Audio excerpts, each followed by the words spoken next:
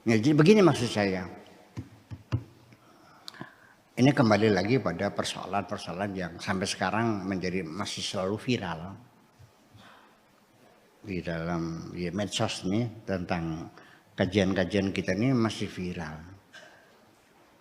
Yang saya pertanyakan, hukum-hukum agama yang kau sebut dengan syariat Islam, ya kan? Dari hukum ibadahnya, hukum perdatanya, hukum pidananya, hukum ketatanegaraannya, itu memang asli gedebuk dari langit sebagai syariat, turun dari langit, atau proses pengolahan otak manusia. Nah, kalau itu hasil pikiran manusia, agama atau budaya? Nyenggol perempuan, kata Imam Syafi'i batal, kata Maliki tidak batal. Kata Imam Ahmad bin Hambal tergantung, kalau senggolannya ada syahwatnya batal, kalau tidak ada syahwatnya, yang benar mana? Apa tiga-tiganya dimaksud Allah? Yang persis yang dimaksudkan Allah itu batal atau tidak? Kan nggak jelas. Yang bilang batal pendapat Syafi'i, yang tidak batal pendapatnya Imam Maliki, yang tergantung pendapatnya Imam Hambali. Yang benar mana? Ketiga-tiganya pikiran masing-masing. Paham? Jadi itu maksudnya. Jadi jangan mengatakan bahwa ini adalah hukum Allah, harus dilaksanakan. Ya itulah makanya kembali lagi persoalannya. Apakah harus kita umat Islam ya asyariq wa syariqatu faqtau aydihum, lalu dipotong tangannya?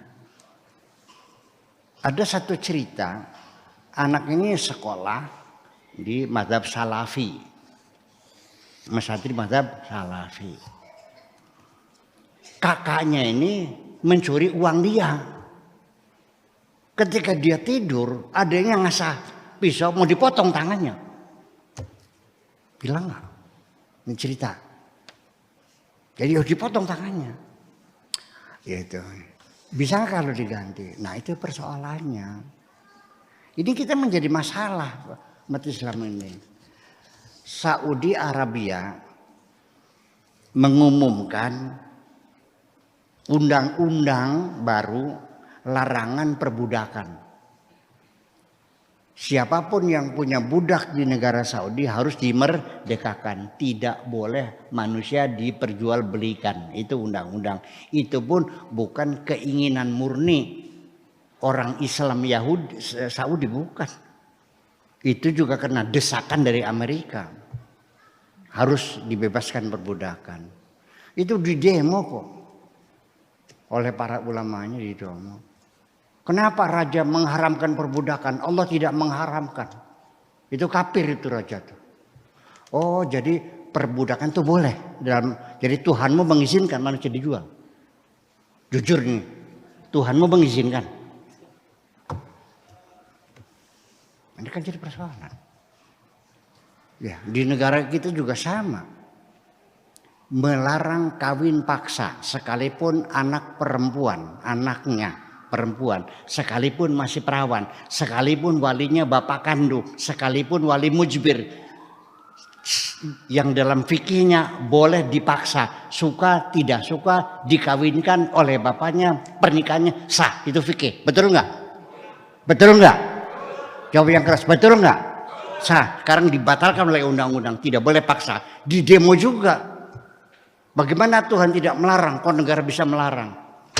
Maksudnya gimana? Maksudnya seperti apa? Apa yakin Tuhanmu mengizinkan perempuan dipaksa kawin, dikawinkan dengan laki yang tidak dicintainya? Kalau perempuan itu manusia bukan sih? Manusia bukan sih? Emangnya kambing dipaksa kawin? Kok dibuat undang-undang yang manusia? Kok kamu demo? Apa ini murtad? Menurut pikiran kamu apakah negara kita ini musyrik, murtad gitu? Karena melarang sesuatu yang tidak dilarang Tuhan. Nah ini yang jadi persoalan.